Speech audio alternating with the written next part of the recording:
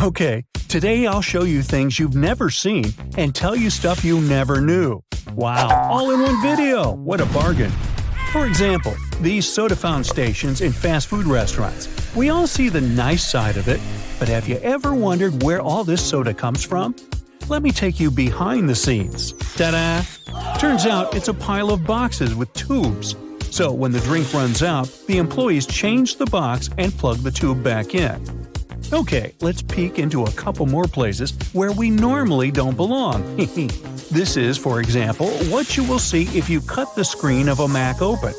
And here's what's hidden behind the dryers in a public laundromat. Today, 4 out of 5 households in the US have a dryer, but they weren't so widely accessible when they first appeared in the 1950s because they were way too expensive for the average homeowner. Now, grocery shopping isn't an uncommon practice, and we all have walked past dairy fridges a million times. But have you ever wondered what's behind them? Turns out they're just shelves, and store employees stack the products from the other side. It makes perfect sense, but I never imagined it like this. Now this photo shows what's behind the elevator buttons. Obviously a bunch of cords. The buttons are all wired to a computer that manages the elevator. How does the computer know where the elevator is at a particular time? Well, there are several possible systems, but the most common one is a long vertical tape in the shaft with a series of holes. A sensor counts the number of holes that are passed, and that's how the location is determined. Okay, there are a couple of common things we all know, but the purpose of which remains a mystery to most. So let me share these secrets with you. Those metal rivets on jeans have been there from the very beginning. Jacob Davis, the iconic man who made the first pair of jeans, added copper rivets to places where pants are most likely to rip. Today they have more of a decorative and distinctive purpose since they are a traditional attribute of the jeans everyone knows of. Now I'll bet you know there are extra loops on some shoes. No, they're not for sweat or ventilation. Those are extra loops for laces, just like other loops you use. But they're there to tie your shoe around the ankle to prevent your foot from moving aside. That's especially helpful if you're hiking and ascending and descending hills and trails.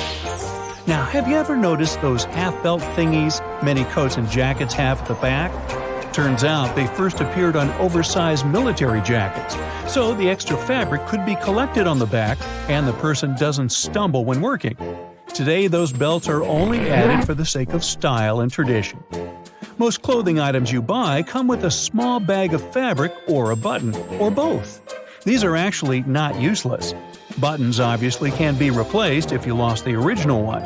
Pieces of fabric can serve two purposes. You can patch up the hole, but the main purpose is to provide you with a sample of cloth, so you can use it to test different washing products on it and see what happens to the fabric. Now, pom-poms on woolen hats.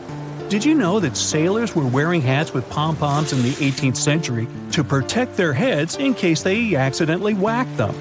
Regular people were wearing them in Scotland, and the color of the pom-pom signified the person's social status.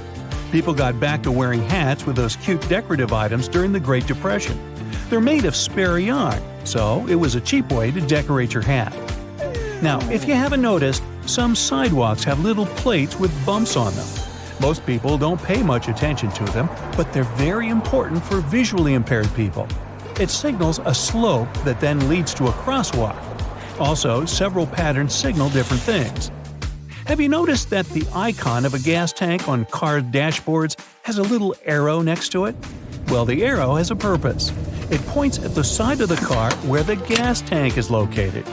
Very useful for forgetful people, like me, who constantly wonder which side it is on, and also for those who drive rentals once in a while. The answer is right in front of your eyes. If you can't find the arrow on your panel, then the fuel hose on the icon indicates the side instead. Now, on the back of many makeup and hygiene products, you'll find this symbol with a marking like 6M, 12M, and 24M. This is the number of months this product can serve you before you should toss it out. You might know that whistles work perfectly fine even if they don't have that ball inside. And yet they have it. But why? Even though there's a sound without the ball, the noise it creates is very flat. and it's not distinguishable enough.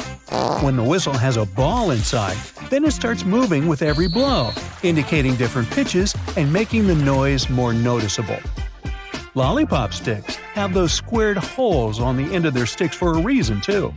When the candy is put on the stick, some of it goes into the hole, fixating the candy part. This way, the candy ball, or whatever shape, is less likely to fall off the stick. Yeah, it's a bummer when that happens. Measuring tapes have that little metal stud on the end. Most people know that you can use it to stick it to the side of the surface you're measuring. But it's not the only cool thing about it. Look, there's also a small slot, and this slot can be used to hang it on a nail, again to free your hands and keep measuring. The bottom of the end of the tape has a ridged edge. It'll help you make a mark if you don't have a marking tool with you. Have you ever wondered why the tape's blade is curved? Well, it helps to keep it rigid when extended. Pay a closer look at the blade. Apart from numbers and markings, there are also black diamonds. Those are there every 12.2 inches, and they're useful for construction workers to space engineering joists. They can also be useful for you if you want to hang something heavy, for example. The diamond will mark the exact center of a stud, which is placed 16 inches apart from one another. And you can drill something to that center to make sure whatever you hang is safely attached. Now, most coins have ridges, and this is the legacy of the olden days. You see, back in the day, all coins were linked to a silver standard. The amount of silver used in the coin was proportionate to the value of the coin. So, the more actual silver was used to make the coin, the higher its value was. Hi-ho, silver! Do you remember the Lone Ranger? Silver was the name of his horse. Never mind. Anyway, all the coins had precious metal in them, and some people started shaving off a little bit of silver from it. It wasn't noticeable on one, but if done on several, people could get quite a bit of that precious metal. So, to prevent fraud, the edges were made with ridges for security reasons. So, if someone attempted to shave it off, the ridges would disappear and no one would accept that coin anymore. Smart. Today, no one makes coins out of silver. The coins just represent the value. But the ridges are kind of a cultural heritage now. And finally, a typical plastic milk jug often has inverted circles on one or more of the sides. Not like alien crop circles, this dimple is there to make the jug more resistant and to prevent it from erupting in case the jug falls on the floor. The dimple gives some more space for the liquid to expand. Also, as the expiration date approaches, the microbes in the milk start to expel some gases. As there are more of them trapped inside, the pressure in the jug is rising. The dimple takes care of the expansion and prevents the jug from exploding. And the cows are utterly delighted that their hard work is not wasted.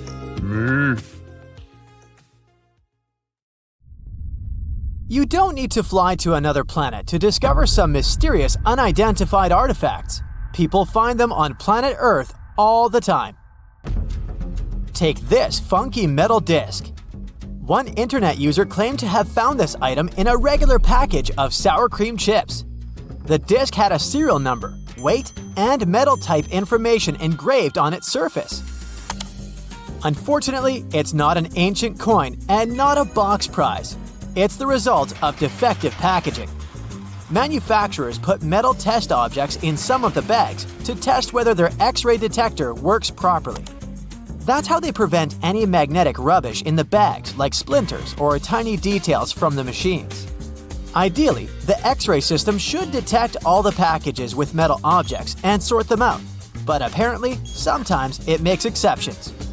So if you find something like this in your chips, it makes sense to contact the manufacturers to help them prevent dangers for other people.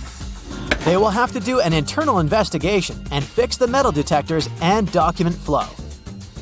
But the most important question is, to eat or not to eat? Well, the chips might be edible, but keep in mind that the disc wasn't completely hygienic when it fell on the conveyor. But no worries, usually manufacturers send a few boxes of their product and some money certificates as an apology. And since we're talking about packaging mysteries, did you know why shoe manufacturers often put these tiny tags in their boxes? In some cases, they just show samples of materials used to manufacture the shoes. but others look like multi-purpose souvenirs that can be used as a decoration for laces or a keychain, because they have a special loophole on the top or a small chain.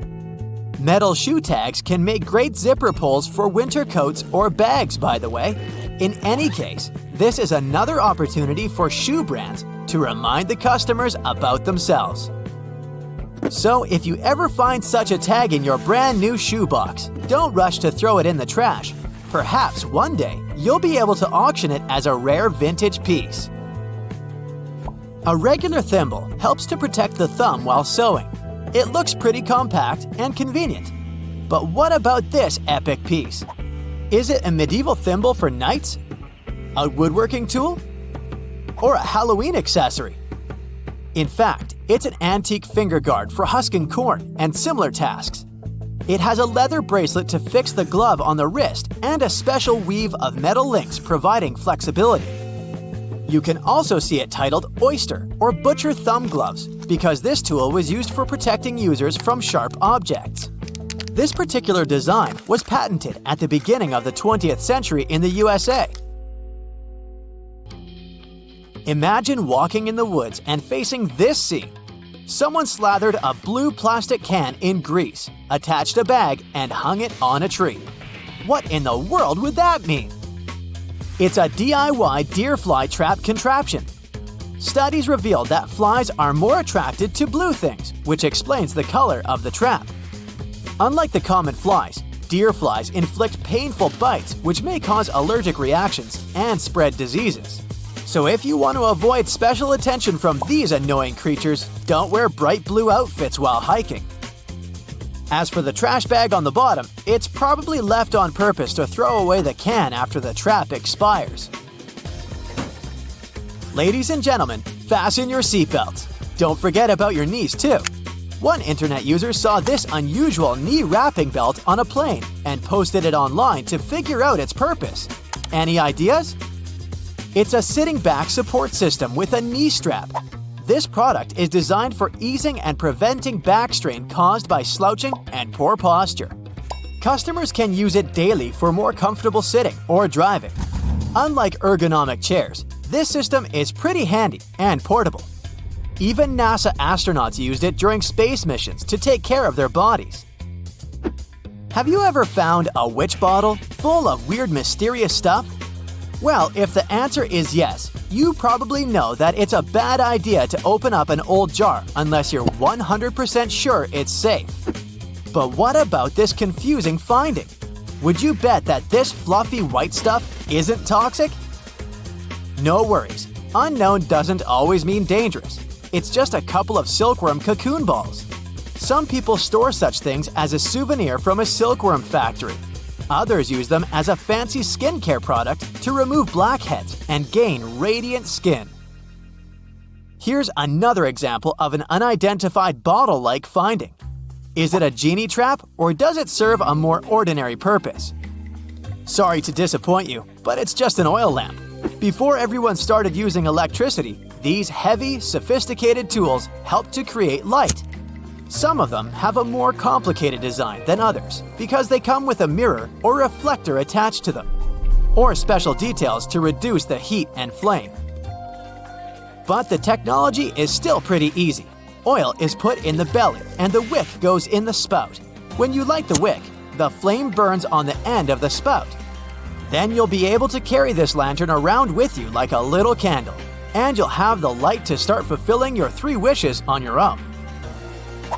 Brace yourself because the next one can be really triggering. Any idea what it might be?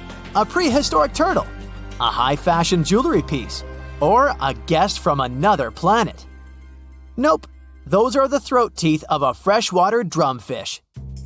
From the outside, drumfish look like many others, but they have a unique set of molar-like teeth packed together at the back of their mouth.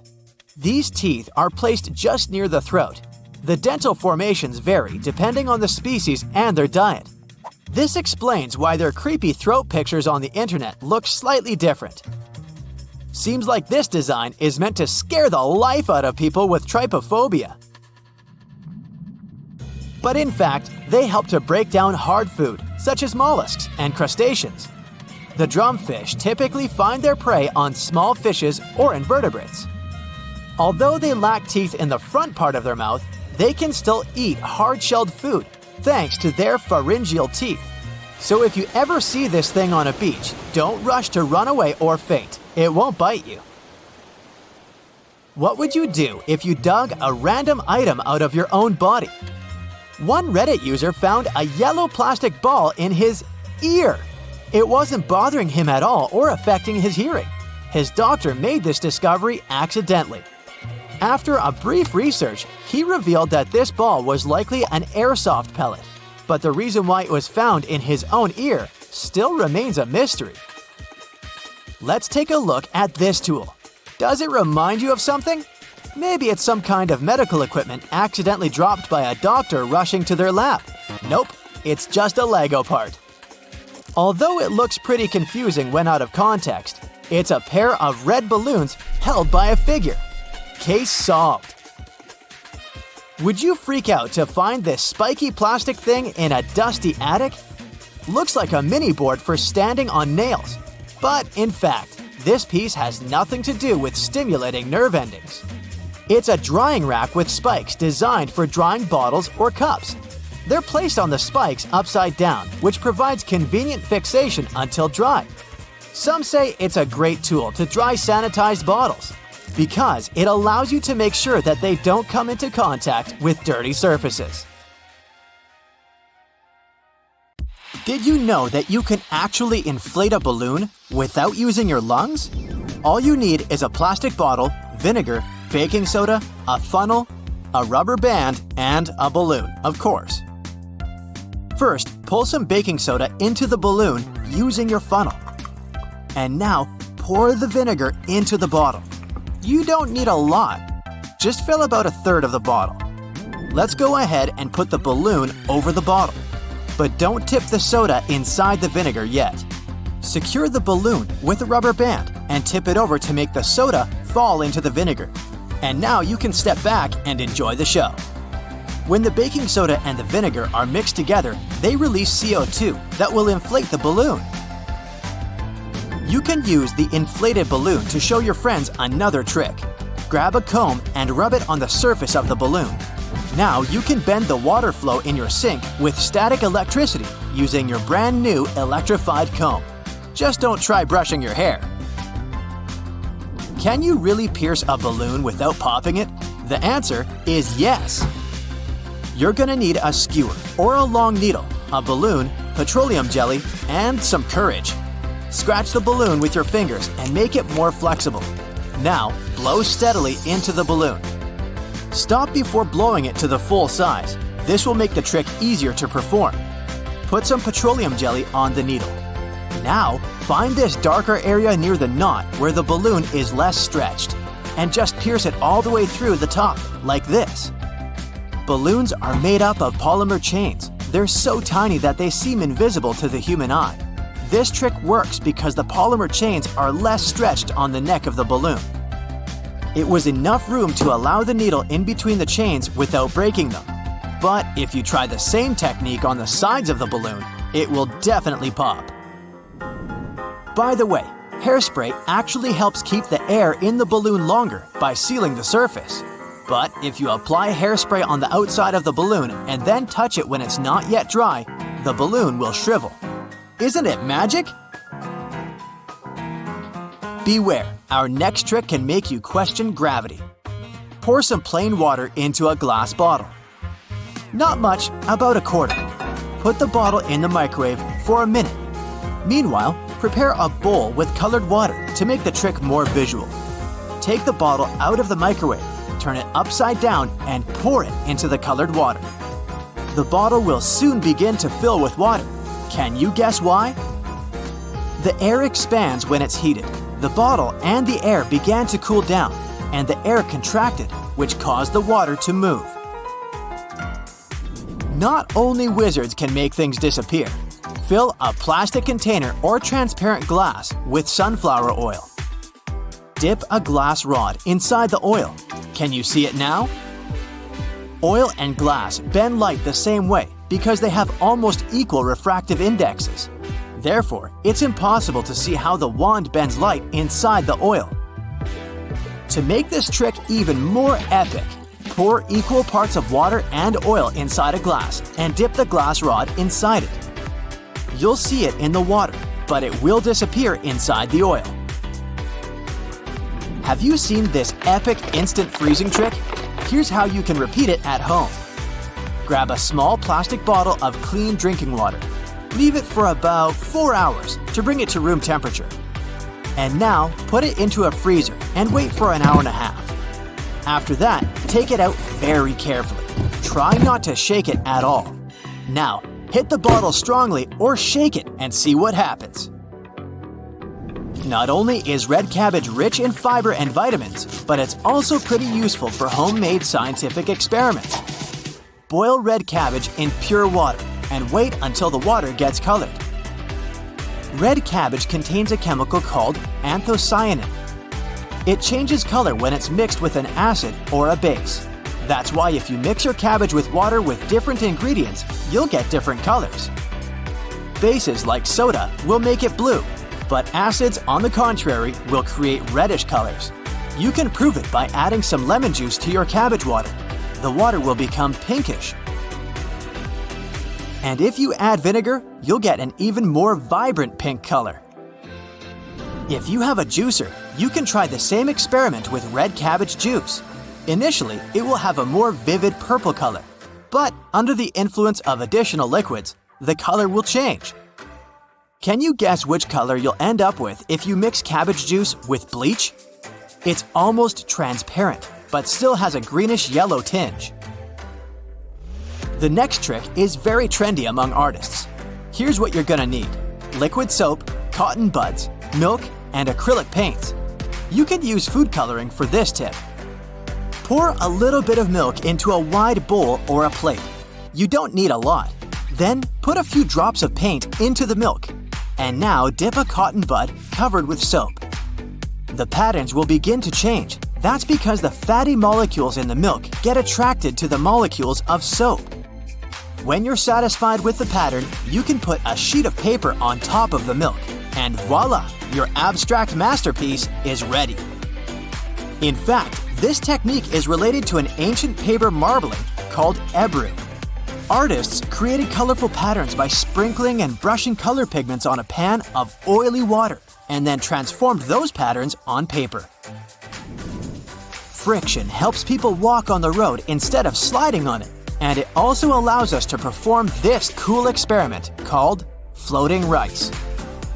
Fill a small plastic bottle with rice. You can use a funnel to make the task easier. Shake the rice for a while. And now, try to push a chopstick or a pencil inside the bottle. If you did everything right, the stick will get stuck in the rice. You can also try using different types of grains and see what happens. Have you ever tried to put an ice cube into oil? Well, you can try today. It will create these cute little drops that will fall into the bottom of the glass because they're heavier than oil. Here's an easy way to stick an ice cube to a string without any glue. Place an ice cube in water.